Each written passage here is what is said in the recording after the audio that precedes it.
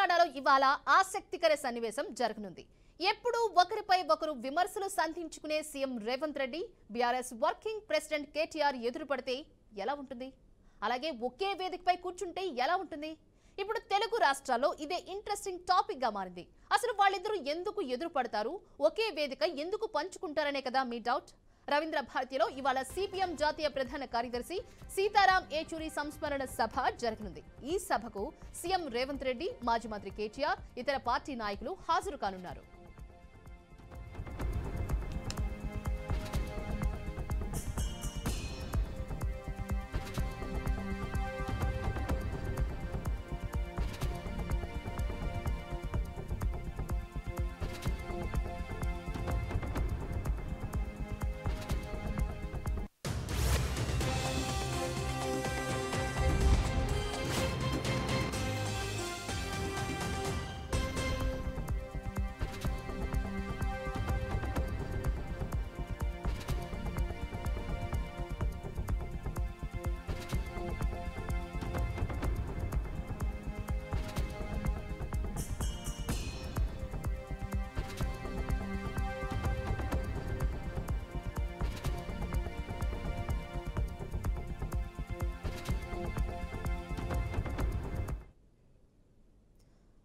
ఇదే అంశానికి సంబంధించి మరింత సమాచారాన్ని మా మేనేజింగ్ ఎడిటర్ చిదంబరెడ్డి మరింత సమాచారం అందిస్తారు.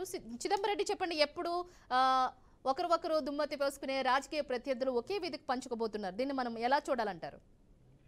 అయితే ఇవాళ అంటే ఓవరాల్ చూస్తే దీన్ని రాజకీయ కోణంలో చూడాల్సిన అవసరం లేదు, కానీ బట్ ఒకే వేదిక పైన వచ్చే అవకాశం అయితే కనిపిస్తుంది. యూజువల్ గా కూడా ఏదైనా ఇలాంటి కార్యక్రమాలు జరిగినప్పుడు ఒకరికొకరు ఎదురుపడినప్పుడు వాళ్ళ హావభావాలు ఎలా ఉంటాయి, అలాగే వాళ్ళ వ్యవహార శైలి, వాళ్ళు మాట్లాడే విధానం, లేకపోతే వాళ్ళు కలుసుకునే విధానం ఎలా ఉంటుంది అన్న దానిపైన ప్రజలైతే ఖచ్చితంగా చాలా ఇంట్రెస్ట్ అయితే చూపిస్తారు. అందులో ముఖ్యంగా ఏదైతే ఉందో మనం రాష్ట్ర ప్రభుత్వం మారిన తర్వాత, అంటే దాదాపు దశాబ్ద కాలం పాటు అధికారంలో ఉన్న బీఆర్ఎస్ పార్టీ అధికారం నుంచి దిగిపోయిన తర్వాత అదే అధికారాన్ని ఇవాళ రేవంత్ రెడ్డి చేపట్టి సీఎం గా రాష్ట్రాన్ని పరిపాలిస్తున్నారు. ఈ సందర్భంలో గత 10 ఏళ్లలో జరిగిన అవకతవకల గురించి కానివ్వండి, లేకపోతే ఆ పాలనలో జరిగిన తప్పుల గురించి మాట్లాడే క్రమంలో కొద్దిగా పరుష పద్యాలను ఉపయోగించి ముఖ్యంగా కేసీఆర్ కుటుంబాన్ని తను మాట్లాడుతూ ఉంటారు. అందులో చాలా కీలకమైన వ్యక్తి కేటీఆర్. ఇవాళ కేటీఆర్ అలాగే రేవంత్ రెడ్డి ఒకే వేదికపైకి రాబోతున్నారు.